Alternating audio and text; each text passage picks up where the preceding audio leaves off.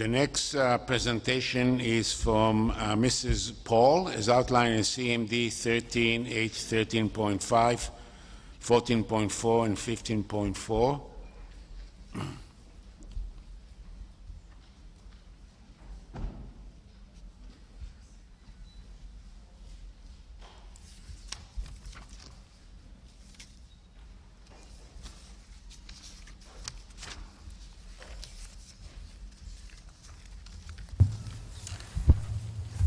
My name is Candyce Paul. I'm from English River First Nation. My children are band members. I've lived in the North for more than half of my life.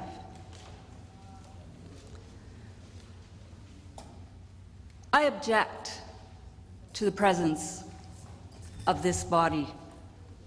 I object to the theory that there is no harm being done to our people. I object to a lot of the things that I've heard today. One thing I'd like to say is when there's written submissions, the public needs to hear them before they're refuted. Because the public has the right to know. This industry hasn't been very open with the public. And when they do come to our communities, there's often times that they can't answer our questions. I don't know enough. Our concerns are met with words like no significant risk. I'm sorry, that mine overflow in 2003 in McArthur. I'm correct, it was McArthur. You cannot guarantee me or the people downstream from there that that is not causing harm to our people. CNSC put out in their documents here that radiation does not cause an increase in cancer, and yet the entire day has been spent talking about radiation safety, heavy metal safety.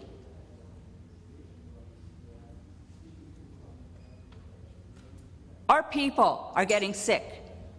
We asked for a baseline health study long ago. The industry knew what radiation could do prior to even opening any of these mines in this section. You knew it 20 years ago, you knew it 30 years ago. You did nothing. You did not protect our people. So now you have a doctor come up here and say that our cancer rates are the same as the rest of the province. They're comparable with the rest of the province. Well, I'm sorry, the farmers are dying from pesticide use. Our people were not suffering from cancers to the extent and to the degree that they're suffering now. 1 in 15 people in our community have cancer. This is not a laughing matter. This is not something that we should not be concerned about. And your doctor comes up here and says we need social and mental well-being studies. Well, maybe if we weren't worrying so damn much about the contamination of our lands, our waters, our air, maybe we'd feel a whole lot more well. This is the feeling of the people of the North. We are not impressed with Cameco and their collaboration agreements. I've got some things to address here. As a member of English River, we were not consulted. Most of the people in English River never heard about the collaboration agreement until a week before it was signed. And there was a wake in our community when it was signed. That goes against our culture. But they're telling our governance, our leaders, that's not the way you do business. You got to get into the business mode. Corporate governance. We don't need corporate governance. We need leadership. We need life. We are no longer naive. We know that radiation, even at low levels, because we can access the studies as well as you can, and we're not buying your propaganda. Those things can cause damage to the DNA at a cellular level, and it will affect us eventually. So don't come in here and tell us, have an expert come in here and tell us, oh, we need well-being studies. No wonder our young people are dying as well. They don't feel well in this world where our values are undermined and our culture is, we got to worry about whether we eat the foods that we've always eaten, that were the best foods in the world.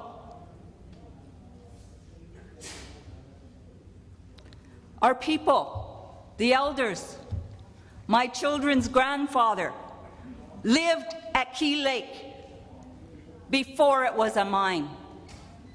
It is their inheritance, and it is their inheritance that I'm protecting. I'm also very disgusted that what is being taken out of the ground here is being used in a way that is going to affect people in other places in a very negative way. That is a responsibility. People said they're stewards of the land. Well, that doesn't mean you rip it up and let somebody else decide how contaminated to make it. That's unacceptable. You are in Dene and Cree territory here. You're in Métis territory. We are the ones that should be setting the limits. Not for the sake of profits. I hear a lot about Cameco and resource revenue sharing. I was listening to a radio program Sunday night on CBC called 180. Anne McClellan, a board member of Cameco, she said, we need a new process by which we ensure for our First Nations, for God's sakes, we do not belong to you, that economic benefits are shared fairly. How the hell can economic benefits be shared fairly if most of the profits are leaving this province, the royalty rates are this much compared to them, they hide their money in tax havens in other countries, it's never going to be shared fairly. But she also said that the social and environmental risks are shared and borne fairly. Excuse me, we live here. How are you going to bear those fairly? You won't. You won't be here as our lives are affected. All the cures in the world can't make up for the prevention that could have made this different.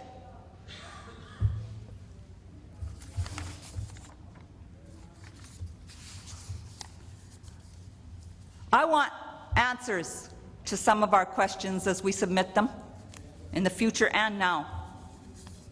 Can you guarantee me that those mine spills that happen on a regular basis and that those shadowy limits are acceptable enough that they're not going to be the next big mistake that you made? I don't accept an industry that thinks we are expendable. You're dealing with some shady people here. The corruption that this money has brought in. False claims that They are president of a Métis local that doesn't exist, has never been registered with the Métis Nation of Saskatchewan. That would be Pine House, and I will submit this if you would allow me, along with the statement of claim that they mentioned this morning, Quinnipiac Métis local. I can also address some of your questions about your last speaker's survey, because I participated in it. And when I asked who commissioned it, she said Cameco. I said, yeah, I'll take part in it. And she said, oh, good, there's hardly any Northerners taking part.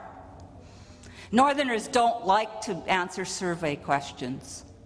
So your answer is very few Northerners actually participated. We also did a poll, and ours are documented with the questions that you answered, and I will put it to you as well. Most of the people do not agree. Most of the people of Saskatchewan do not agree that uranium mining should proceed without proper tailings being looked after in a proper way that will assure the people of Saskatchewan that there is going to always be a guarantee that we are safe from harm. Their claims are based on falsehoods.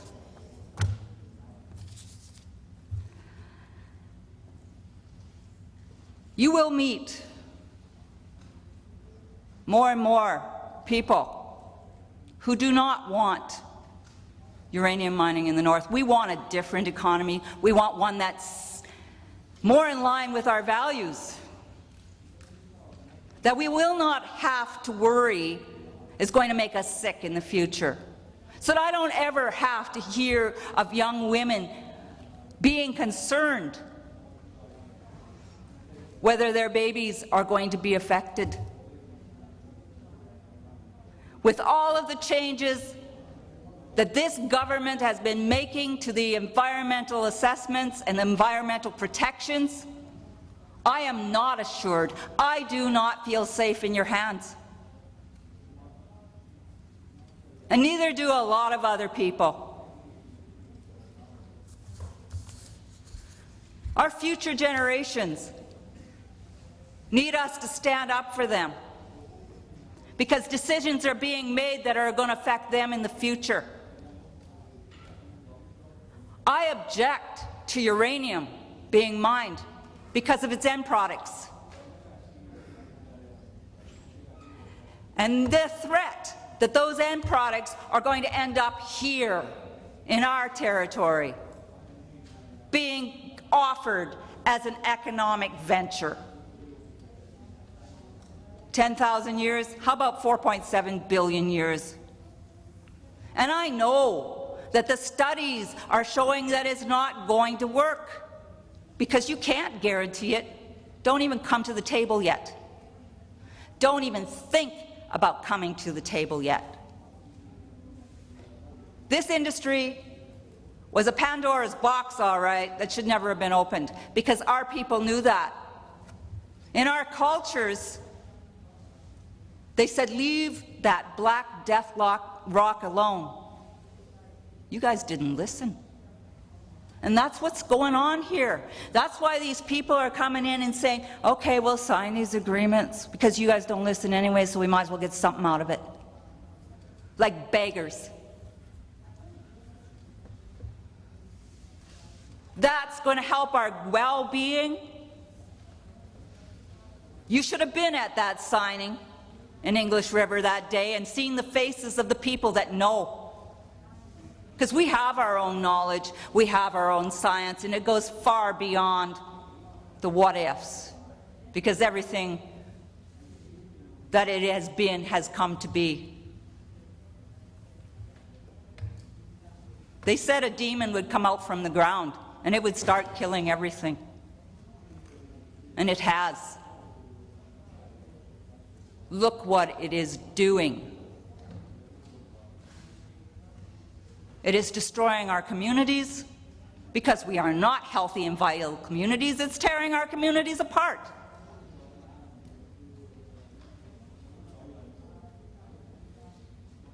They get behind closed doors. They don't even want to talk about the impacts. They won't let them talk about the impacts. Those were the questions that our people were asking. Hey, wait a minute, I don't want to know about the benefits, I want to know about the impacts. No, no, we know there's impacts. That's all they said. Hey, we're all human. We all deserve to know. We all deserve the right to decide. Not based on business, but on humanity. Okay, can you finish and allow us to engage in some discussion here? I object to any relicensing, and I want a real health study done to prove once and for all, internationally around the world, that this is safe for all humanity, now and in the future. Thank you. Why don't we open it up for discussion now and questions? Who wants to go first? Dr. McEwen. So in your presentation, you talk about cancer rates in your communities. Yes. So you give a figure of 1 in 15. It could be even. Is that across all ages? Or is it mainly in older people? Well, how old is 40? No, it's not mainly older people. It's getting younger and younger, and that's the trend. So maybe I could ask staff, what would an incidence and prevalence rate be for cancer in a community, and the age spectrum, and what would be the primary causes of cancers in a community with those numbers? Chairman Jamal, for the record, I'll ask Dr. Chandra Demeter to provide the answer. Dr. Demeter, for the record, I don't have the breakdown by age. I've got the slides from Dr. Irvin this morning, which showed a comparison of Northern Saskatchewan and Southern Saskatchewan cancer rates, showing that with the exception of lung cancer, cancer rates were on par with Southern Saskatchewan, with prostate, colorectal, and breast being slightly less. The other reality, and I'm saying this with a certain amount of humility because I don't live and walk in the shoes of Northern Saskatchewan, so I'm presenting information and people can make their own judgments about it. The lifespan of Northerners and Southerners, there's still quite a gap, and there's a lot of reasons, health reasons for that gap, where Northern people in Saskatchewan don't live as long as people in Southern Saskatchewan, and that will reduce the observation of the number of people who have cancer, because if cancer is related to age and you have less older people, you'll have less cancer. So the age standardized rates that Dr. Irvine presented showed an overall, with the exception of lung cancer, similar cancer rates to Southern Saskatchewan, with the exception of lung cancer. Saying that, I think it's important that we all understand that populations are aging, and the number of elderly as a proportion of the population as a whole is growing for all populations, perhaps slightly less so for northern populations because they have a younger population. So the observation will be that more people seem to have cancer if there are more older people because they have a higher risk of getting cancer. So I can only speak to the data, which is based on the collection of people who have cancers. They're collected by cancer registries and are reported as such. So based on the health status report, which Dr. Irvine presented this morning, there is no convincing evidence of an increased cancer rate in Northern Saskatchewan compared to Southern Saskatchewan. And unfortunately, I don't have the age bracketed cancers. I just have the age standardized. Please, before you do this, just an additional point. You obviously don't believe or accept the medical evidence that Dr. Evan put. So where do you get your data from? So you came up with 1 in 15. Where is that coming from?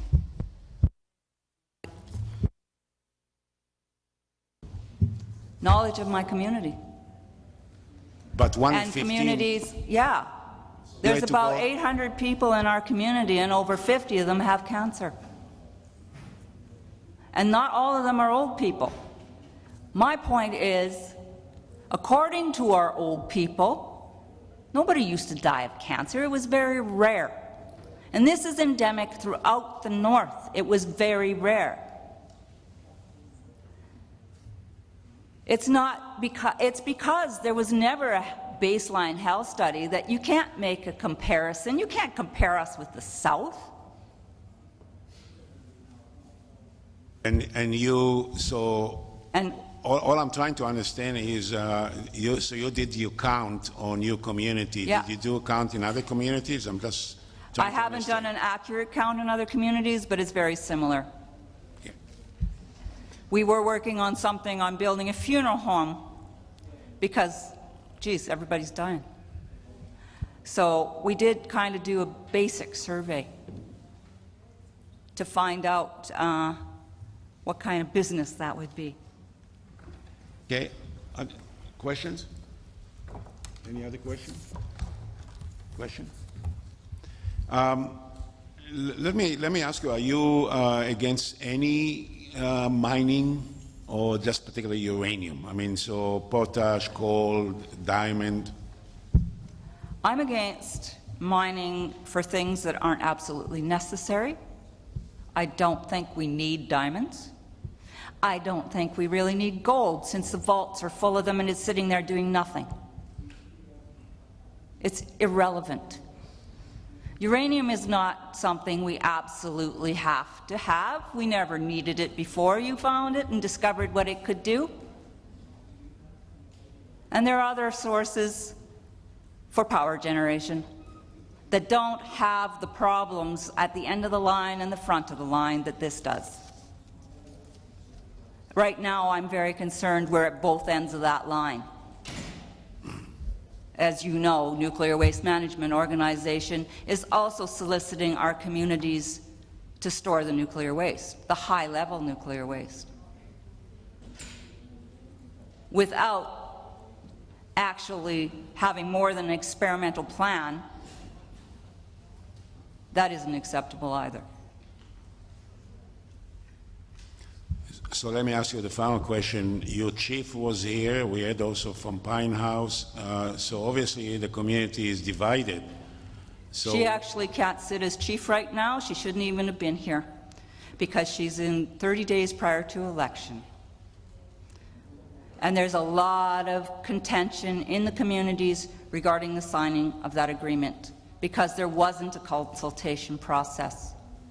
Not once. And I personally asked chief and councillors to inform me when there's meetings going on regarding anything nuclear, anything uranium. They never once informed me. So there was no effort made to make sure that most of the people in our communities are well informed ahead of time and can be at a meeting. We tried to say that at the signing and to say we needed more time as a community to discuss it, but there was a rush to get it signed. There must have been a really big rush for them to break the protocols of our people. okay, thank you. Thank you for this presentation. Oh, sorry, I skipped somebody? Mr. Tolgiesi? Thank you. In the presentation of Mrs. Paul, there is a second last paragraph which is talking about practice of releasing effluent into our waterways through dispersal pipes. Right. Could you comment that, and maybe we'll ask after Cameco to comment. At a meeting in Pine House, there was discussion of how they were going to deal with effluent in terms of putting it through a dispersal pipe in the lake so that any of the contamination would be dispersed more evenly. They said at that point that the contamination would be less than severe. To me, that means it's contaminated. I don't think any of our lakes where animals feed, where fish are living, where ducks are living, where any of our food supply could get water from or food from, should be facing less than severe contamination. That's not acceptable. And if that's the standard, we're not going to accept that. Was it at Key Lake, what you're talking about? No, that was on one of the newer mines that they're planning to open up. Okay. I'm not exactly sure which lake they were planning to use as an effluent dispersal. Would you comment on that? Liam Mooney for the record, and I believe we're talking about the Cigar Lake project, and in that regard, there was a Cigar Lake water management project that was the subject of an environmental impact assessment that included the construction of a diffuser, and the conclusion in relation to that environmental assessment that was carried out both provincially and federally says that there was not going to be significant adverse environmental impacts associated with that activity. Okay, we promised that we'll let you out of here at 6:30. It is 6:30, so thank you for your presentation.